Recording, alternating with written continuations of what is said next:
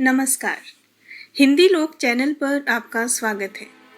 आज के वीडियो में हम कक्षा 10वीं कविता पर्वत प्रदेश में पावस को पढ़ेंगे, शब्दार्थ जानेंगे और भावार्थ को सरल भाषा में समझेंगे। पर्वत प्रदेश में पावस कविता के कवि हैं सुमित्रा नंदन पंत, जो छायावादी कवि हैं। उन्हें प्रकृति से लगाव था। प्रकृति में पेड़ पौधे, मौसम, पर्वत, पशु पक्षी, सूर्य, तारे आदि को देखने, समझने और उसका वर्णन करने का उनका अपना ही एक अनूठा अंदाज था। पर्वत प्रदेश में पावस यानी वर्षा और पल पल बदलते प्रकृति के रूप का वर्णन इस कविता में किया गया है। मैंने प्रयास किया है कि सरल भाषा में आप तक इस कविता का भाव पहुंचा सकूं। तो आइए बढ़ते हैं कविता की ओर। पद्यांश 1। पावस ऋतु थी पर्वत प्रदेश, पल पल परिवर्तित प्रकृति वेश। अपने सहस्र दृग सुमन फाड़, अवलोक रहा है बार बार। नीचे जल में निज महाकार, जिसके चरणों में पला ताल। दर्पण सा फैला है विशाल। पहले शब्दार्थ देख लेते हैं। पावस ऋतु यानी वर्षा ऋतु, परिवर्तित बदलना, प्रकृति वेश प्रकृति का रूप, मेखलाकार करघनी के आकार की पहाड़ की ढाल, सहस्र हजार, दृग सुमन पुष्प रूपी आंखें, अवलोक देखना, महाकार विशाल आकार, ताल तालाब, दर्पण आईना। व्याख्या इस प्रकार है। प्रकृति के सुकुमार कवि सुमित्रा नंदन पंत जी पर्वतों में होने वाली वर्षा और वहाँ के पल पल बदलते रूप का वर्णन करते हुए कहते हैं कि चारों ओर करघनी के आकार में अपार और अनगिनत पर्वतमाला फैली है। पर्वतों के नीचे ताल है, जिसे दर्पण माना गया है। पर्वतों पर हजारों फूल खिले हैं, मानो ये फूल नहीं, पर्वतों की हजारों आंखें हैं। ऐसा लगता है ये पर्वत अपनी आंखें फाड़ फाड़ कर नीचे ताल रूपी आईने में स्वयं को निहार रहे हैं और अपने विशाल रूप को देखकर आश्चर्यचकित हो रहे हैं। पद्यांश 2। गिरि का गौरव गाकर झरझर, मद में नस नस उत्तेजित कर। मोती की लड़ियों से सुंदर, झरते हैं झाग भरे निर्झर। गिरिवर के उर से उठ उठ कर, उच्चाकांक्षाओं से तरुवर।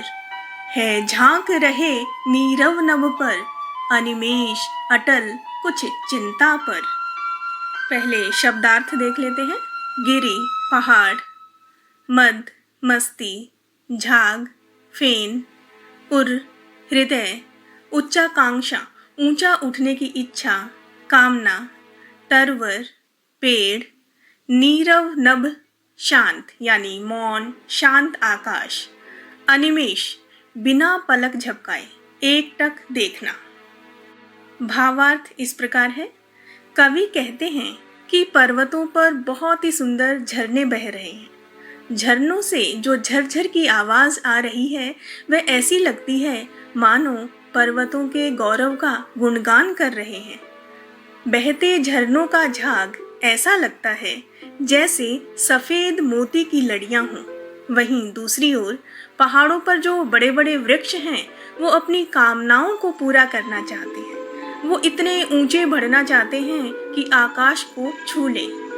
वृक्ष मौन आकाश की ओर अटल होकर एकटक निहार रहे हैं, पर कुछ चिंता में दिख रहे हैं। ऐसा लगता है उनकी कामना पूरी होने में कोई बाधा या रुकावट दिखाई देती है और उन्हें पहले ही उस संकट का आभास हो गया है। तीसरा और अंतिम पद्यांश। उड़ गया अचानक लोभूधर, फड़का अपार पारद के पर।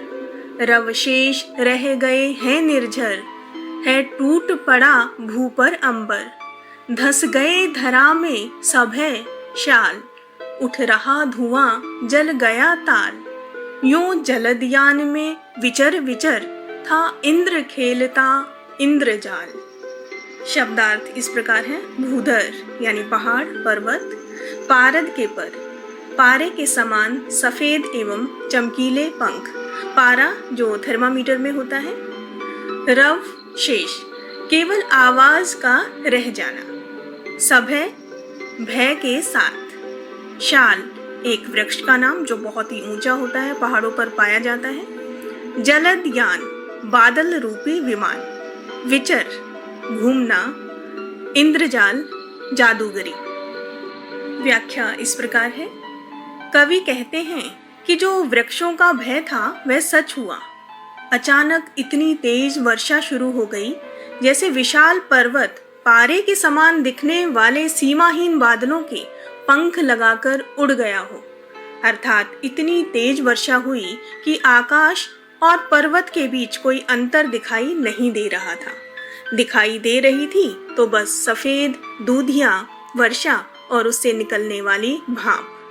अब झरने भी दिखाई नहीं दे रहे, केवल उनकी आवाज ही सुनाई देती है।